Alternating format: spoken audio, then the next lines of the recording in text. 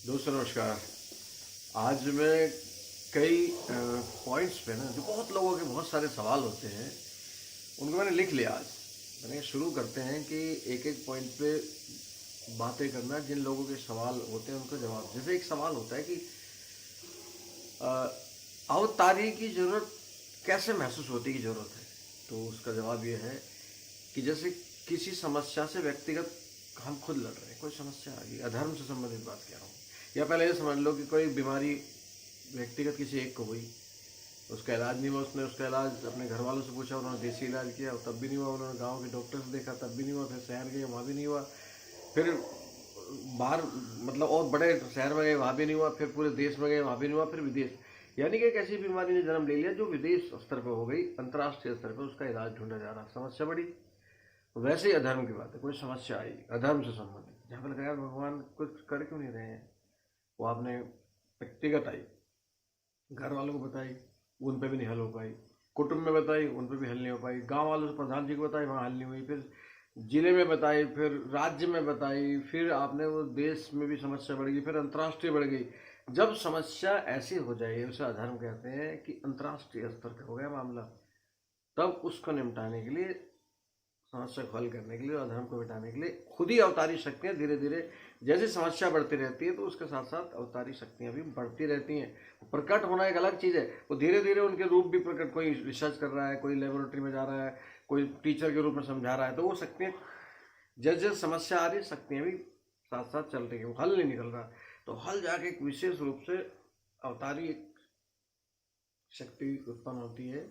हम आपकी तरह ही वो इंसान रूप में आते हैं और वो इस हद तक लेवल तक पहुंच जाती है कि फिर वो उसका स्तर ऐसा हो जाता है कि अब तो प्रकट होना ही चाहिए ताकि इस विश्व स्तरीय समस्या होगी। ये मैं सिर्फ मानव समाज की बात कर रहा हूँ। एक सवाल दूसरा आता है कि भाई जब कृष्ण थे और अभी कल्कि नजर नहीं आ रहे हैं, तो इसके बीच में कौन है? ये बहुत लोगों का सवाल था, ये सवाल मेरा खुद भी था 11 साल पहले कि भाई अब कहाँ है कल्कि, तब आएंगे जब वो कलयुग का एंड होगा, धर्म होगा, इस तरह की बातें करते थे।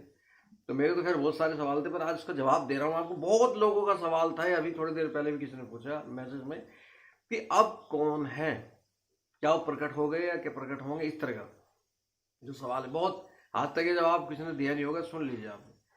देखिए, जब भी कभी कोई राष्ट्रपति, जब भी कभी कहीं मुख्यमंत्री या प्रधानमंत्री बदलते हैं, दूसरा बदलना होता है, तो बीच में राष्ट्रपति शासन लगता है, समझ गए?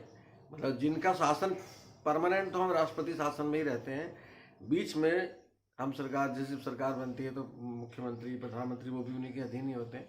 तो जैसे ये चेंज होते हैं तो उस बीच में जो राष्ट्रपति शासन लगता है किसी दूसरे को लाने के लिए, समझ लीजिए वैसे ही है कि जब तक कृष्ण और कल्कि के बीच में जो आपको नजर नहीं आ रहे, तो ये सब ऊपर वाले के कंट्रोल में तो पहले से ही है। जैसे आप ये कह लीजिए कि शिव जी ने ये विष्णु जी को ये सौंप रखी जिम्मेदारी की, संभालने की, संरक्षक की, पालने की।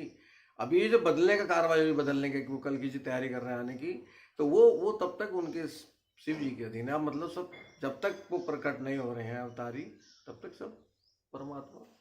ये मैं समझता हूँ इसका जवाब मिल गया होगा कि अब रही अवतारी की और परमात्मा की। परमात्मा तो परमानेंट है, अवतारी आते जाते रहते हैं, अवतारी तो इंसान रूप में जन्म लेते हैं। जो मर गया वो भगवान हो नहीं सकता, जिसका शरीर मर गया।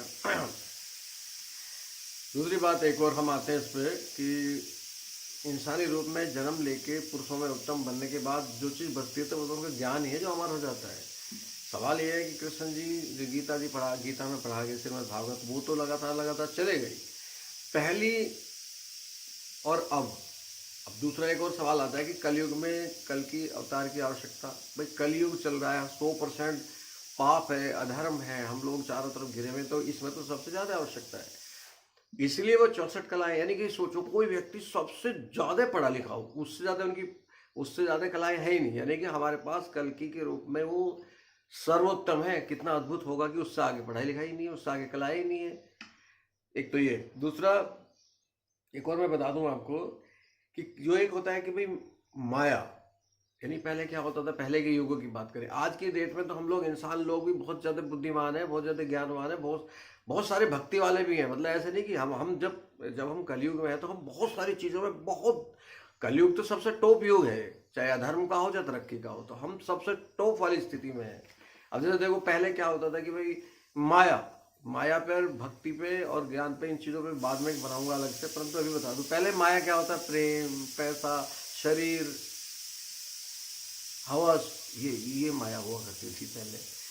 अब माया में कलयुग में ये तो है ही, सब चीजें हैं, इसके साथ एक नाम जुड़ गया मशीन, यानी कि कंप्यूटर, मोबाइल,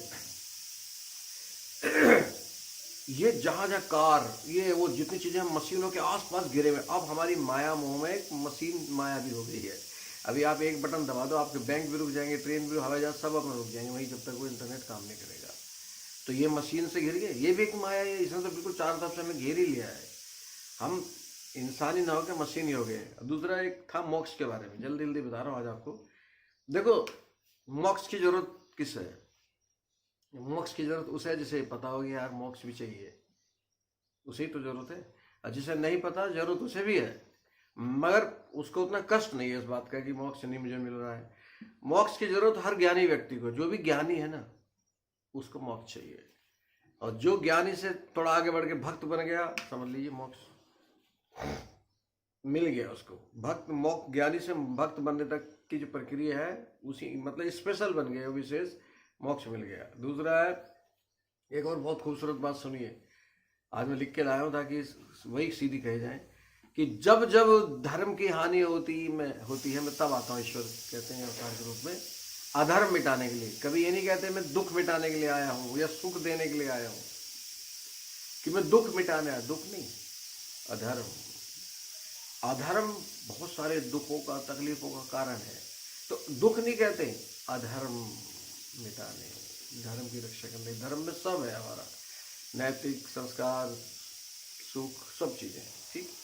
दूसरा 25% अधर्म था द्वापर में जो कृष्ण थे, अब 100% है, क्योंकि हमें बताई गई कि भाई 16 कलाएं थी, अब 64 कलाएं हैं। 4 गुनी कलाएं होगी, 4 गुना धर्म भी तो बढ़ गया।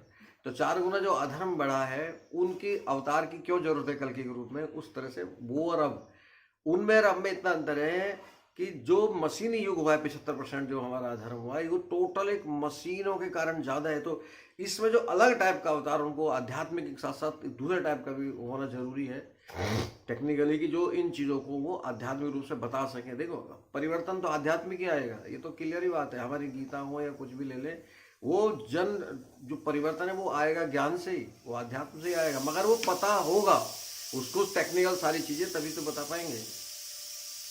ये मशीनों से रिलेटेड जो चीजें हैं, इसलिए कल्कि का 64 कलाओं का संपूर्ण ज्ञान होना जरूरी है कि वो कैसे इन बातों का हल बताएंगे। 75% जो मशीनों से घिर गए हैं, यहाँ से भी तो हमें आज़ादी चाहिए। तो और दूसरी बात यह है कि अब मैंने अभी थोड़ी देर पहले बताया कि जब तक वो नहीं है, समझ लीजिए शिव जी का शासन है। इतनी छोटी छोटी सी बातें हैं जो कई बार लिखनी पड़ती है। मैं इतने टॉपिक है कि मैं 24 घंटे ही सोचता रहता हूँ कि मुझे किसी वैसे टॉपिक की जरूरत नहीं। ये देखो आज पहली बार पढ़ के बताया कि मैं इन पॉइंटों को पूछते रहते हैं। तो कोई पूछे कि भाई पूछा कि कल्कि कब आएंगे, अभी कल्कि आने की, कल्कि से पहले तो इस समय ईश्वरीय शासन है। जब कोई अवतार आ जाएंगे, अवतार के आने के बाद उनकी बातों, अवतार आने का मतलब यही है कि भाई हम पिछली बात, कृष्ण जी की जो बातें हैं गीता में, वो अलग थोड़ी हैं, वही रहेंगे आगे भी।